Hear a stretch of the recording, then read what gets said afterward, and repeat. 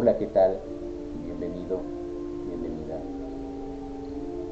Hablemos de la muerte. Sí, de la muerte. ¿Qué es para el cristiano la muerte? ¿Qué es para la gente la muerte?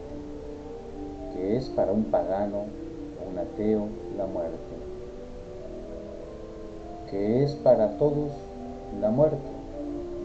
Bueno, desde muchas aristas y desde diferentes formas se puede abordar este tema. Se puede abordar desde la antropología y entender que el hombre rinde un culto no natural, sí, natural, verdaderamente natural, a algo que no conoce y algo que ignora, que es el más allá. ¿Le preocupa, le asusta, le atemoriza o le llena de esperanza? Si lo abordamos desde el punto de vista de la cultura, entonces la muerte es algo que simple y sencillamente está ahí y que lo tomamos de formas diferentes. Hay quien habla con respeto de ella, hay quien no la menciona, hay quien prefiere escuchar de cosas alegres y que incluso piden que si se mueren se ponga música alegre en su funeral. Hay quien pide que si se muere, con estas palabras textuales: si me muero, por favor, recen por mí. No dejen sin orar. Ayúdenme a caminar hacia Dios. Hay quien dice: la muerte simple y sencillamente es el final de todo y no hay un más allá. La muerte es el fin y simple y sencillamente se acabó.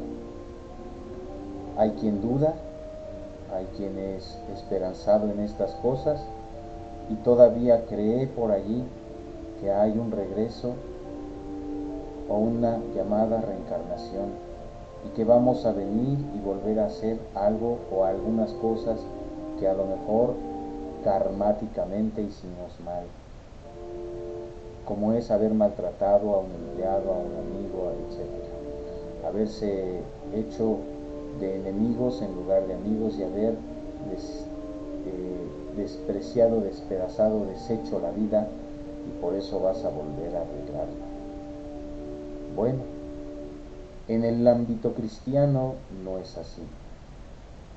Tú podrás haber pagado un montón de sesiones de regresión y simple y sencillamente no te regresaron a ningún lado, solo te vaciaron la bolsa.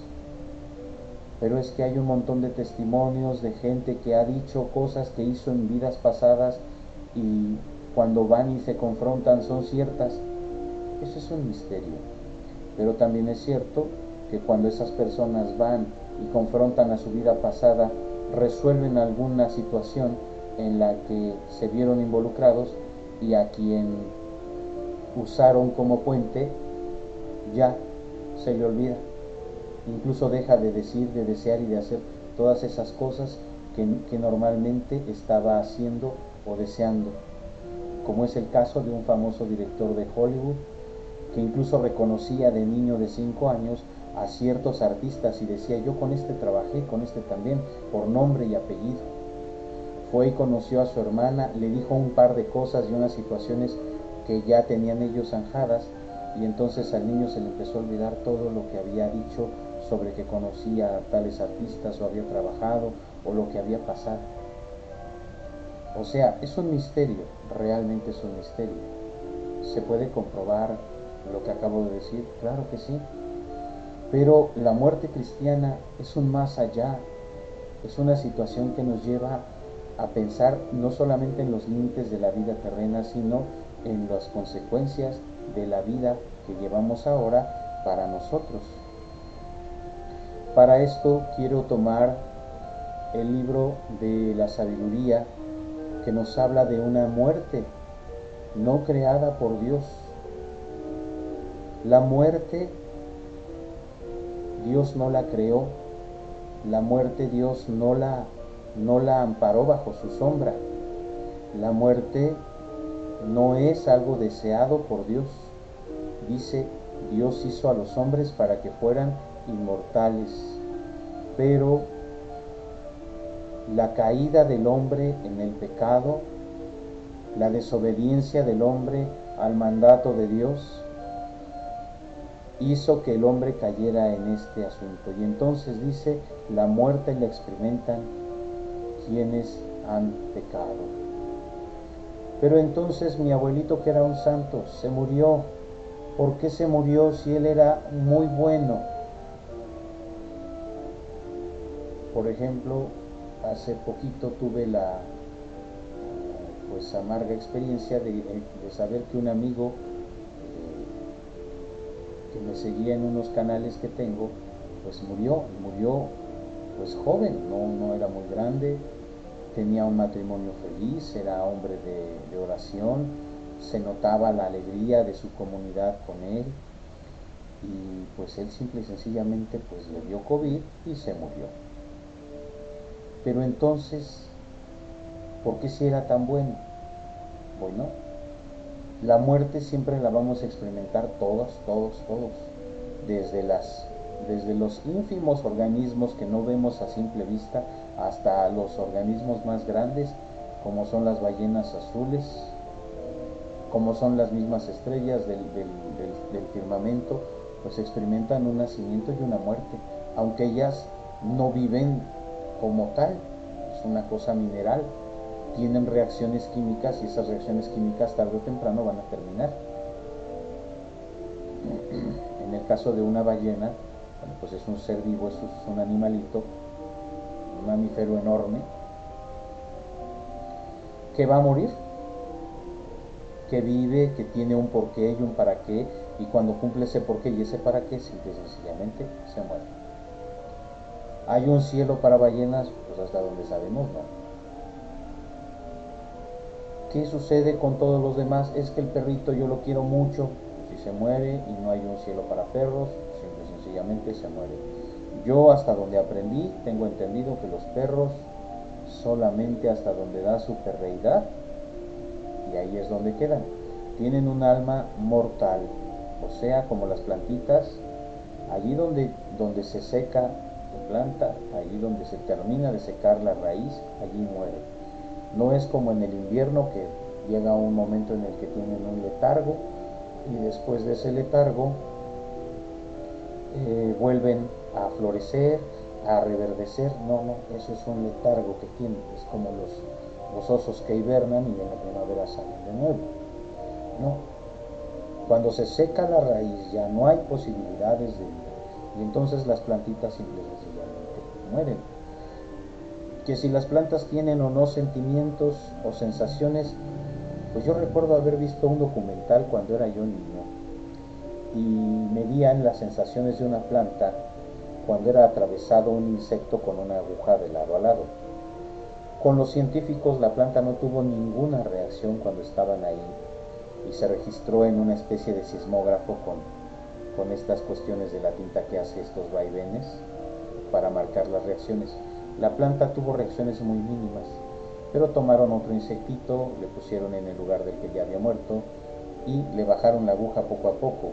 Se salieron todos los científicos del cuarto y dejaron todos los aparatitos como estaban conectados y todo lo que estaba previsto. Y entonces cuando llegó la aguja al insecto y empezó a atravesarlo poco a poco, la planta tuvo unas reacciones así, enormes. Esto puso un parámetro en el que se entendió que la planta tenía sensaciones, tenía cuestiones sensitivas hacia la vida que está al exterior, pero resulta que cuando le cortaban hojas a la planta no sentía, o sea, no experimentaba una sensación de dolor. De hecho, tampoco experimentó una sensación de dolor cuando mataron al insecto, simple y sencillamente hubo una alteración por lo que estaba sucediendo afuera, o sea, fuera de ella. Cuando nosotros hablamos de esto, decimos, bueno, entonces las plantas no sienten, pues si llegan a sentir será algo que nosotros no tengamos por cierto, pero podemos entender que las plantas sienten a partir de las sensaciones que hay afuera de ellas, no adentro de ellas.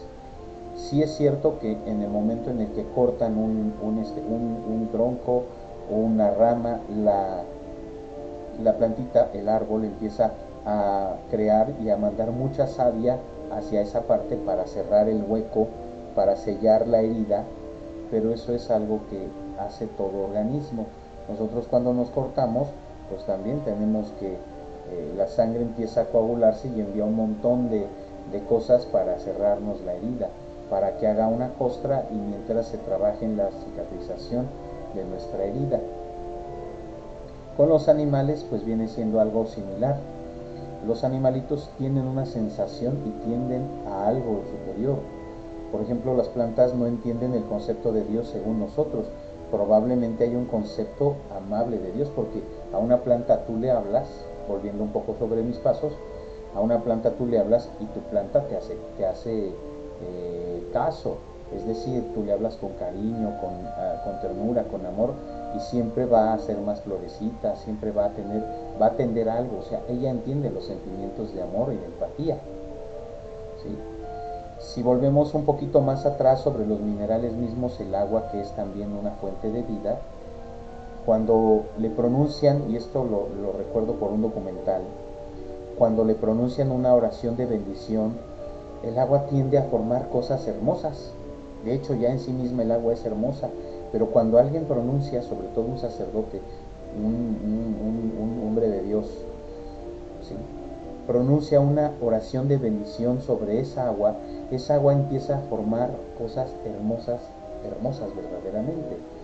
Y al contrario, cuando le pones una música muy pesada, cuando le pones o la maldices o echas vituperios delante de ella, el agua se contorsiona de modo que no se sabe exactamente qué es, pero ella también comprende a la forma lo que tú estás tratando de decirle y se adapta a la situación, como cambiar de un agua clara a aguas grises o aguas negras, ¿sí?, así, pero el agua en sí misma. Esto con los animalitos, volvamos ahora sí, con los animalitos entienden que hay un Dios, no saben cómo es, no saben para qué es, no entienden la idea, pero tienden a él igual que las plantitas, igual que los minerales. Es decir, Dios es para todos, pero solamente unos cuantos de sus criaturas van a entender esta situación como nosotros. Pero ¿por qué nosotros? ¿Qué nos hizo unicornio especial? ¿Qué fue lo que pasó? Bueno, si nos vamos de nuevo al límite de la situación y empezamos a buscar dentro de la creación, vamos a encontrar que el Dios de Abraham, el Dios de Isaac y el Dios de Jacob, cuando da órdenes o dice algo, las cosas se hacen. Pero cuando habla del hombre, nosotros podemos entender que habla de hagamos. Incluso en el segundo relato de la creación dice, formó Yahvé Dios todos los animales de la creación y se los llevó al hombre. Pero primero creó al hombre y dice ahí, insufló, es la palabra elegante, sopló sobre sus narices aliento de vida y existió el hombre con aliento y vida. Esta situación no la hizo con nadie más. Ni en el primer relato de la creación sale algo así, ni en el segundo relato de la creación sale algo así. Sí, en el primer relato dice, hagamos al hombre a nuestra imagen y semejanza, que domine los peces del mar, las aves del cielo, y todo ser viviente que se mueve sobre la faz de la tierra. Sí, o sea, cuide la creación, gobierne la creación, haga de la creación algo verdaderamente bueno. A nosotros nos encargaron esta belleza. Por supuesto vamos a entender que vamos a pagar algo de lo que le hemos hecho a la tierra, o sea, no se va a quedar impune. Y más nos vale pagar ahorita, que podemos pagar así, reparando, haciendo y buscando, que en el futuro, que no se puede hacer gran cosa. Sí, los perritos, los gatitos, los caballos, las cebras, los leones se mueren, sí. Igual que todos los animalitos de la creación, tienen algo por qué llegaron, tienen el deber de preservar la creación, es decir, los perritos y los gatitos y los ositos y todos los demás animalitos de la creación van a hacer lo que tienen que hacer. Vienen con un código determinado, vienen con una prescripción hecha ya. Su naturaleza es llegar. Un oso, por ejemplo, no le va a pedir permiso a un salmón para comérselo. Ay, me disculpas, mira, es que lo que pasa es que tengo hambre.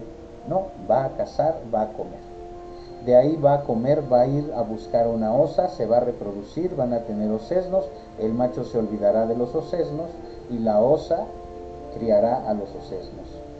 Hará un sonido para que los osesnos suban a un árbol cuando haya peligro y bajen al llamado de la madre cuando ya no haya peligro.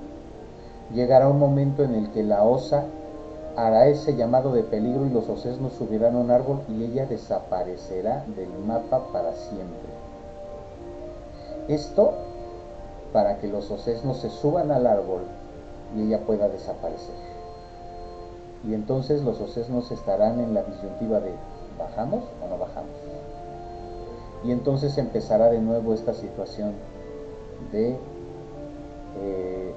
confrontar a la vida, y la vida sigue adelante.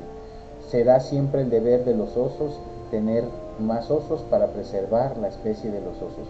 Y esto se ha demostrado inclusive con los osos que llaman grolares, ¿sí? Que son grizzly y son polares al mismo tiempo, que tienen mitad y mitad de cuerpo y todo aquello. O sea, estos han evolucionado de cierta manera, ¿sí? Las criaturitas de la creación, como por ejemplo los camellos, son tan fuertes, sus gargantas, sus lenguas están tan acostumbradas que ya llegó un momento en el que evolucionaron para poderse comer el cactus así, con todo y espinas, no andan pelando nada, va para adentro. Igual las jirafas, había una frutica de un arbolito que ellas alcanzaban hojitas de ese árbol y se las comían, y el árbol, para que no se la comieran, desarrolló espinas, y las jirafas, para seguir comiendo, desarrollaron tolerancia a esas espinas, y entonces ahí está la situación de la vida. ¿Qué sucede con ellos cuando mueren? Pues sus almas son finitas.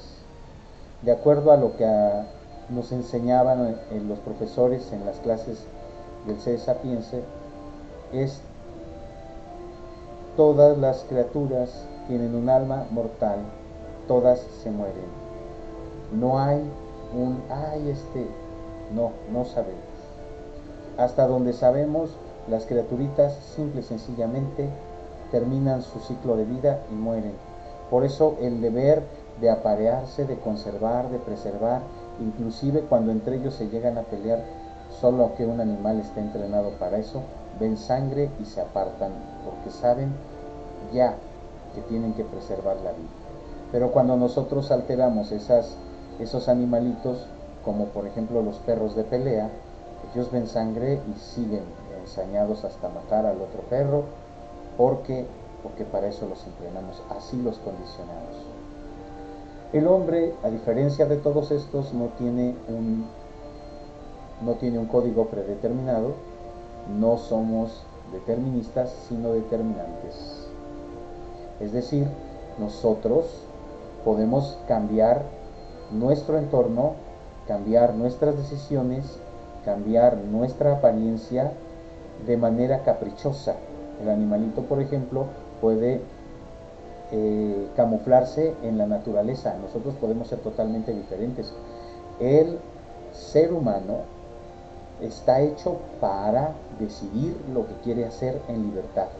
Es decir, yo, Luis, en libertad decido lo que yo quiero, determino lo que yo quiero y hago lo que yo quiero, con la advertencia siempre de que para todo lo que yo haga va a existir la responsabilidad. Cuando yo miro esa cuestión de la responsabilidad, entonces estoy ya pensando no solamente en mi bienestar de aquí, sino en mi bienestar futuro. Somos los únicos a los que Dios les sopló aliento de vida Somos los únicos a los que Dios creó con aliento y vida. Aquí es donde dice el libro de la sabiduría: Dios no creó a la muerte, ni tampoco se vanagloria en ella. La muerte es para el hombre que peca. Solo los que pecan experimentan la muerte. Nosotros traemos esta herencia del pecado mortal y entonces, pues obviamente, tenemos esta situación de experimentar la muerte física. Pero si nos vamos un poquito más acá, o sea, venimos al tiempo de Jesús, podremos entender dos aspectos de la muerte. En el Evangelio de San Marcos podremos hablar de esto bien tranquilamente, porque las dos veces que se pasa con esto, se pasa Jesús dando y repartiendo vida. Es decir, nos vamos a situar en San Marcos, en la hemorroísa y en la hija de Jairo. ¿Sí? Para muchos es muy natural conocer el concepto y incluso los capítulos y los versículos que tiene la Sagrada Escritura señalado San Marcos, pero para los que no, pues bueno, aquí vamos a ver esta situación y le vamos a dar una ayudada a todo esto.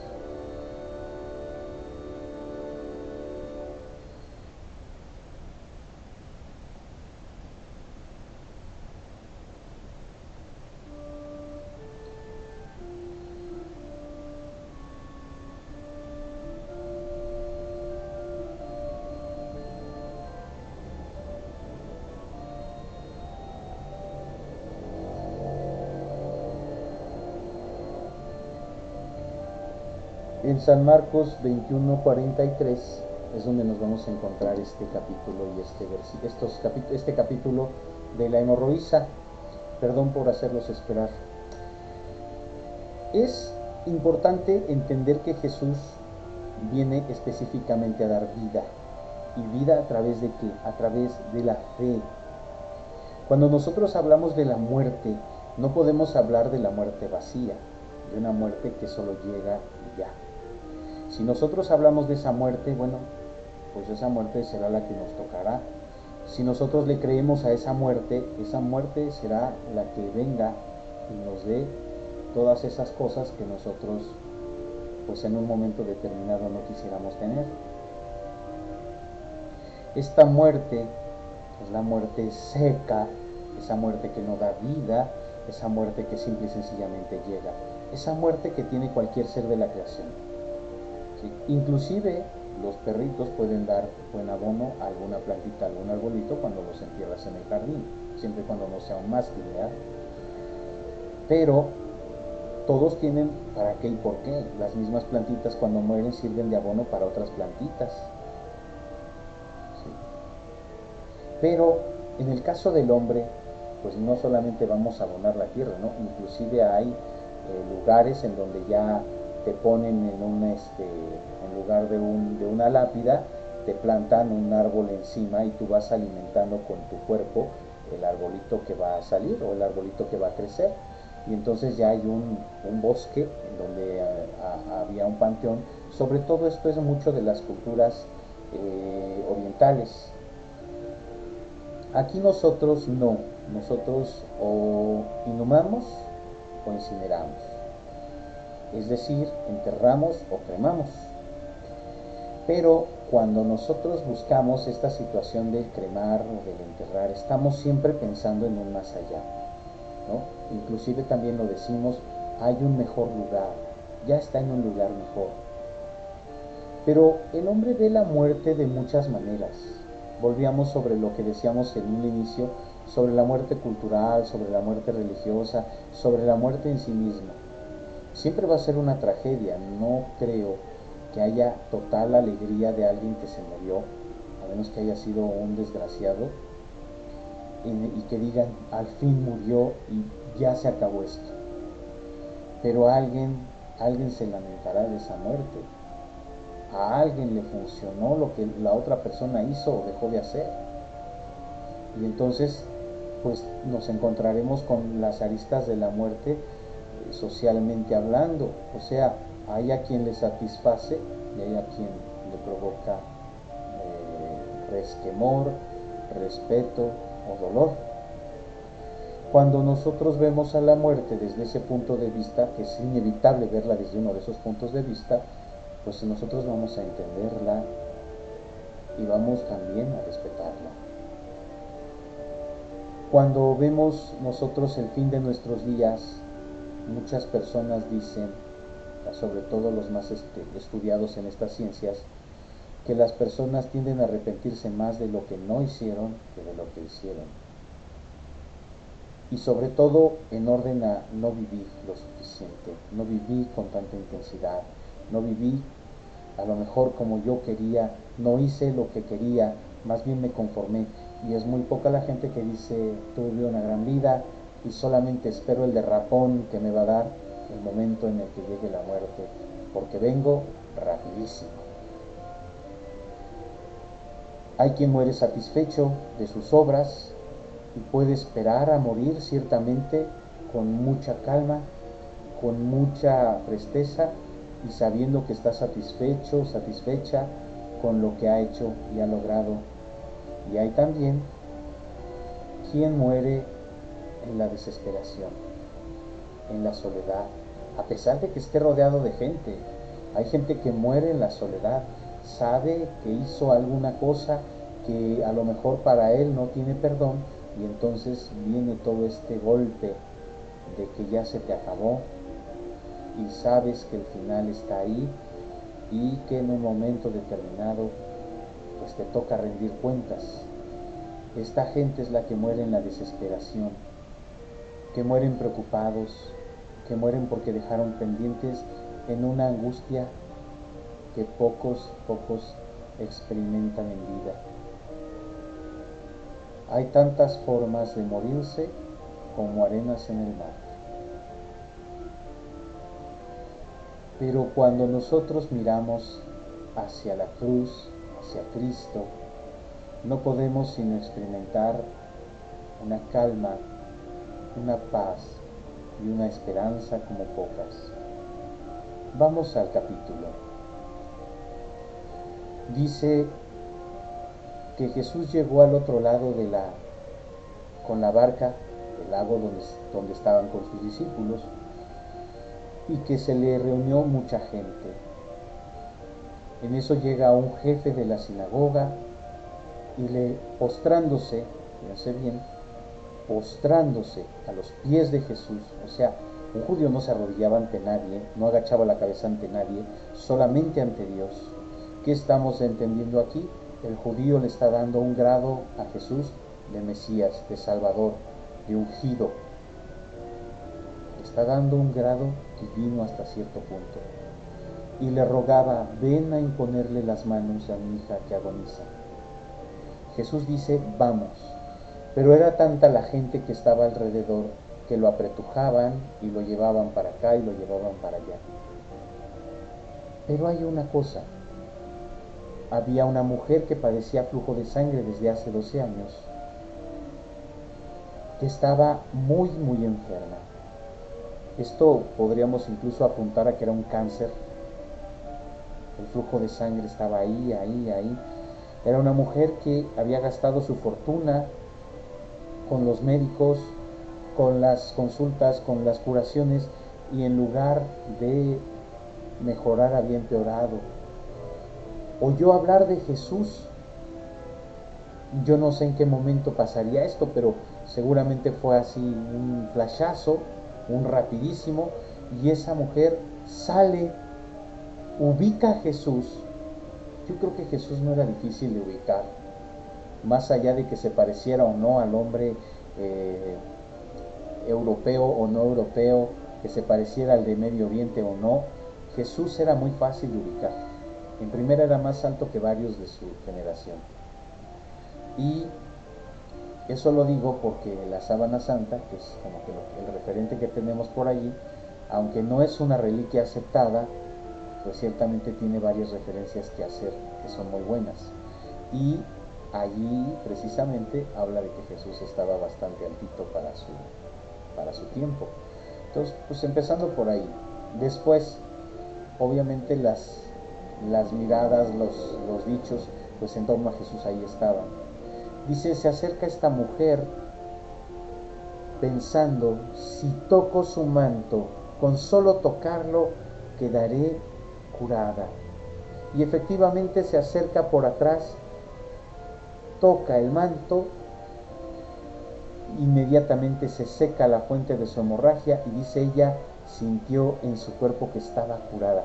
O sea, la sensación de la curación, muchos la podrán experimentar poco a poco, sobre todo los enfermos de esta última enfermedad que está bastante grave. Me podrán decir, no, es que me sentía yo fatal. De hecho, puedo comprometer hasta testimonios de la gente que yo conozco que ha tenido esa enfermedad y que lo primero que me dicen es, todo te duele, te sientes mal, no quieres saber de nada ni de nadie, lo que quieres es paz. Pero sentirte bien no tiene precio, sentirte bien, sentirte curado es algo maravilloso. Pues esta mujer sintió eso en el momento. Imagínense qué sensación de esa mujer al sentir que ya no le dolía absolutamente nada, que todo lo que le estaba sucediendo había tenido un retroceso inmediato y había cesado. Esta mujer representa precisamente este pedazo de Israel que viene a ser vivificado por el Mesías, pero también representa a las mujeres que son estériles, que están, entre comillas, lo digo con mucho respeto, entre comillas, malditas, porque no tienen descendencia. En ese entonces, una mujer que no tenía hijos se podía considerar como maldecida, como muerta. Entonces ellas experimentaban no solamente el rechazo social por no poder tener hijos, sino que también para ellas era la muerte. Ellas decían, ¿verdad?, como la esposa de Jacob, o dame hijos o mejor que me muera. Así. ¿Por qué? Porque la mujer entiende y entendía en su momento que su deber ciertamente, y una de las cosas primarias a las que era su llamado era a ser madre. O sea, no es una casualidad, ¿ves? No es algo con lo que digas, ay, es que yo puedo no tener hijos o puedo echarlos afuera si yo quiero porque es mi cuerpo. No, uno de tus llamados es ser madre. Puedes elegir no tener hijos y entonces quedarte tranquilamente con un voto santo, con una consagración o con una convicción, tú decir, no quiero hijos, no pasa nada. ¿Sí? Esto a cualquier mujer. No es, ni son, ni serán esclavas de los caprichos de cualquier varón si ustedes no lo quieren. Y por supuesto para eso tienen que elegir con quién quieren estar y poner en claro siempre, yo quiero esto o quiero lo otro. No es un azar de a ver qué pasa y al final si no nos entendemos, ay, pues cada quien por su lado. No, jamás. La mujer en ese momento se consideraba muerta. Cuando ella siente que está curada, siente también la vida correr a través de ella. Siente como todo lo que había sido en su momento dolor, pesar, todas estas penalidades que da el cuerpo y la enfermedad, cómo se apartan y ella puede ver al final cómo su cuerpo está totalmente recuperado.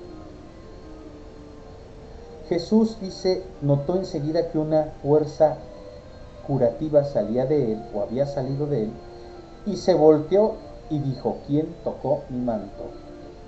A lo que los discípulos le contestan, Señor, te vienen empujando todos y tú preguntas quién te ha tocado. O sea, por favor, ¿se entiende cómo crees? Y Jesús dice, no les hace como que el más mínimo caso. Sigue intentando descubrir quién fue. Jesús ya sabía, o sea, Jesús dice, el mismo Marcos, el mismo San Juan, San Lucas, San Mateo dice, Jesús, que conocía sus pensamientos, les dijo, ¿por qué piensan así? Jesús, sabiendo lo que iba a pasar, se adelantó y dijo, ¿a quién buscan? O sea, Jesús sí sabe quién fue, pero quiere que esa personita, que esa mujer tenga ese testimonio para todos los que están alrededor. Para que, o sea, es curioso cómo quiere Jesús que a una la vean y ahorita vemos la otra, ¿no? Cómo Jesús pregunta y mira hasta que al fin la mujer dice, se acercó temerosa, comprendiendo lo que había pasado. Se postró ante él y le contó la verdad. La verdad ya la conoce Dios, la verdad ya está ahí. La verdad está descubierta a sus ojos, pero cuando conviene hay que hacerla saber, hay que hacerla dar. Y la enfermedad de esta mujer siempre habría sido conveniente que se supiese, que vieran que Dios podía hacer donde hay esterilidad la vida. ¿Sí? La verdad siempre convendrá saberse. La verdad siempre es algo bueno. No es, ay no, la verdad no conviene. No, sí conviene. No es la mejor política.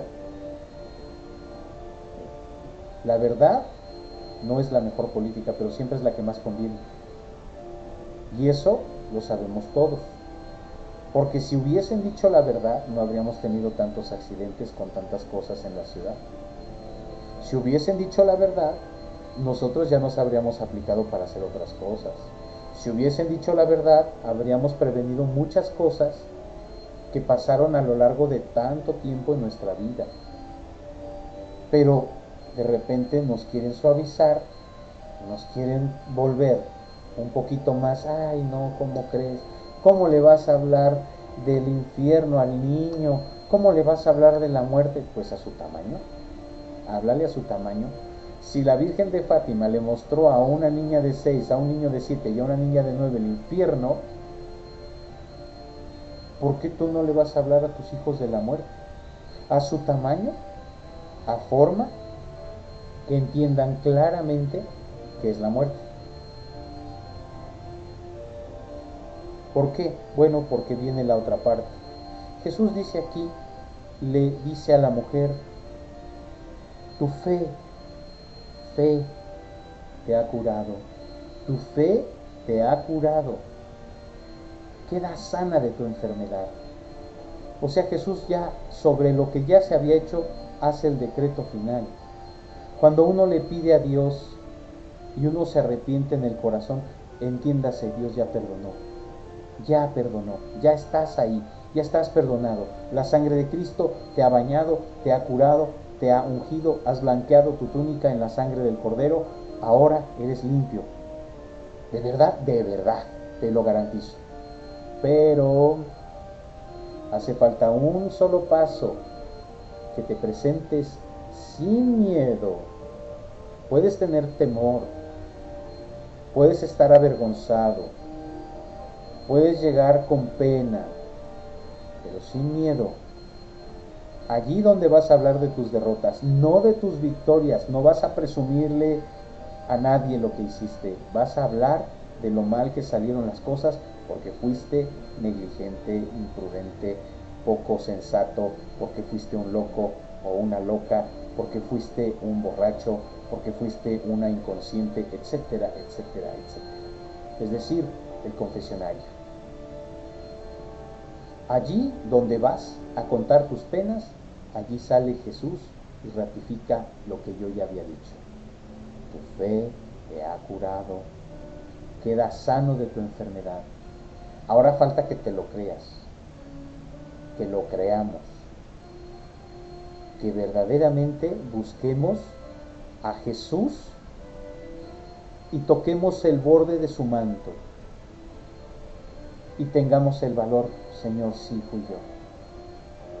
Jesús no nos va a reprender, a lo mejor nos va a dar una zarandeadita de sí, de todo lo que nosotros hemos hecho mal, pero jamás nos va a echar fuera de un confesionario sin darnos un aliciente de perdón.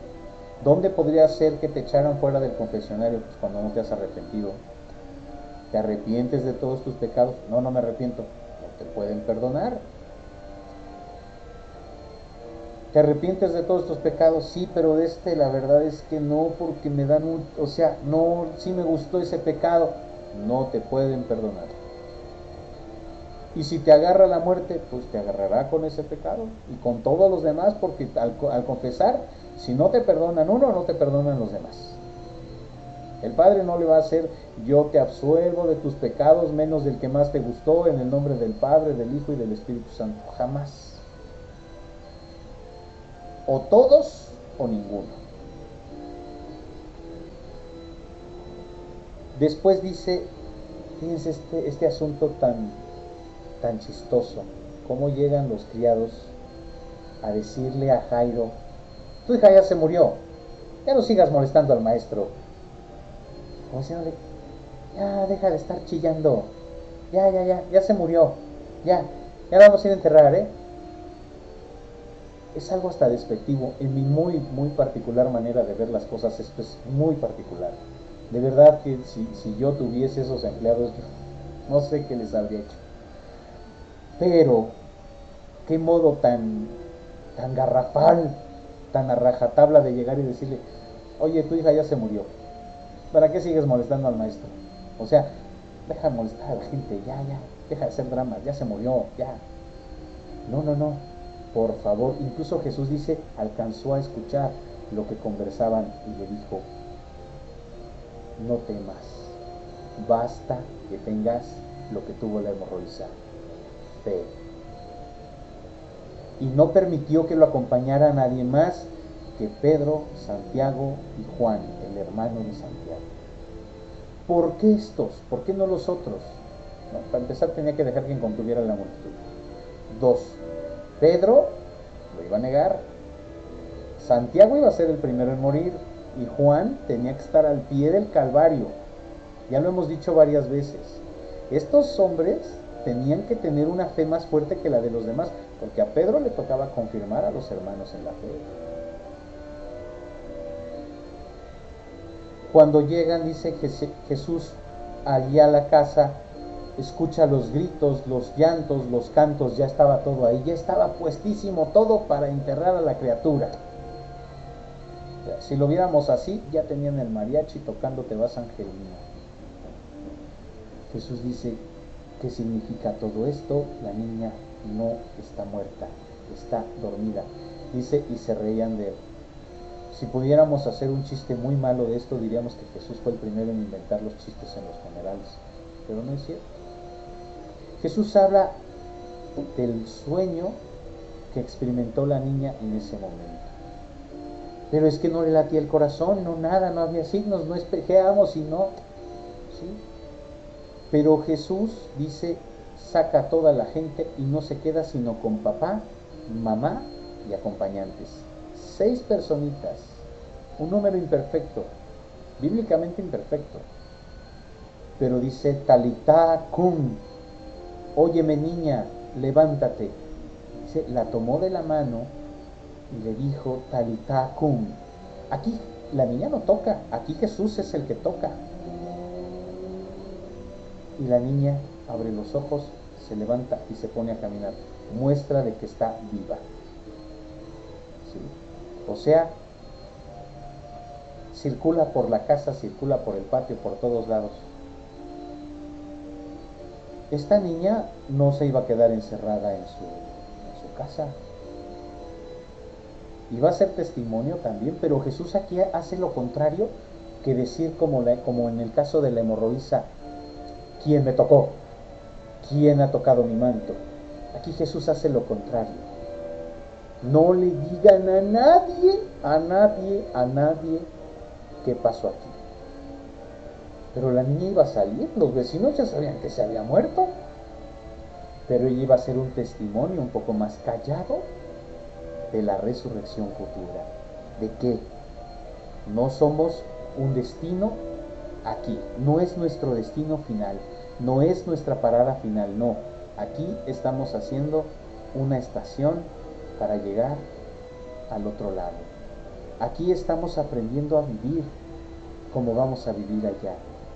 Por eso aquí San Pablo también entra con otra fórmula que les dice a los Corintios en la segunda carta: caracterícense no solamente en todo lo que ya ustedes ya son buenos, son muy piadosos, son muy cariñosos, son todas las cosas bonitas.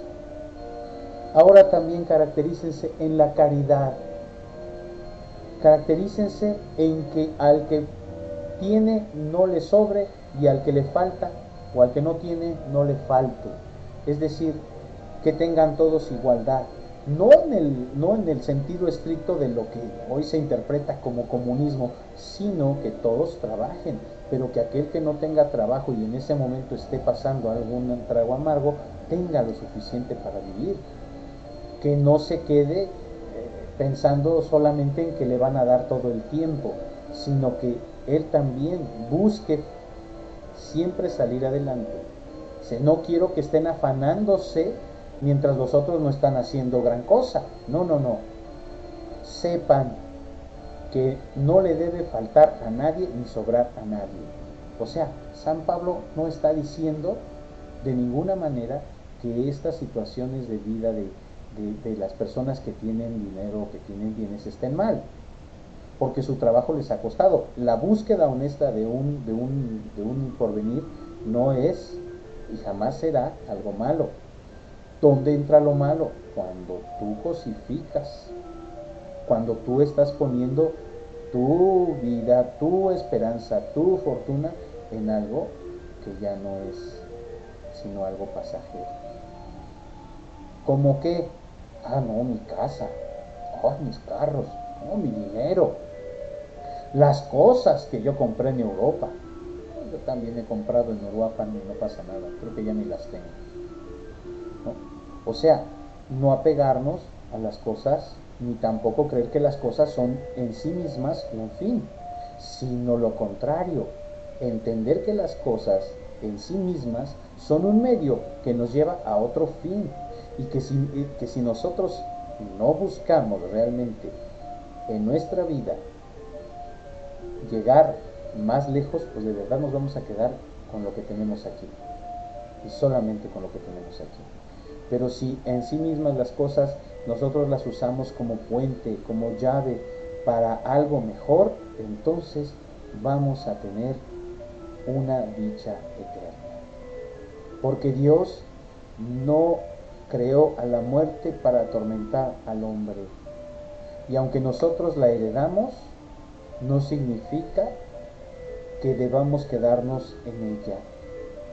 Jesús nos da dos muestras de cómo resucita la esperanza de una vida seca y cómo una vida joven puede florecer con más ímpetu, con más ánimo. Porque Jesús viene para que tengamos vida y la tengamos en abundancia. Basta que tengas fe. Basta que tengas fe y entonces Jesús obrará maravillas. Jesús hará que todo sea más llevadero. Aprendan de mí, que soy manso y humilde de corazón, que mi yugo es suave y mi carga ligera, y sus almas encontrarán descanso. No nos dejemos llevar por el pesimismo estilo Schopenhauer, que nos habla de una vida más mediocre y de una nada. Tampoco nos dejemos abrazar por las filosofías de muchos como Albert Camus, que pues también así como que se quedó colgado en la nada, ¿verdad? Quedémonos pensando en una de las frases de René Descartes: el hombre tiene delante de sí a Dios y a la nada, solo tiene que elegir.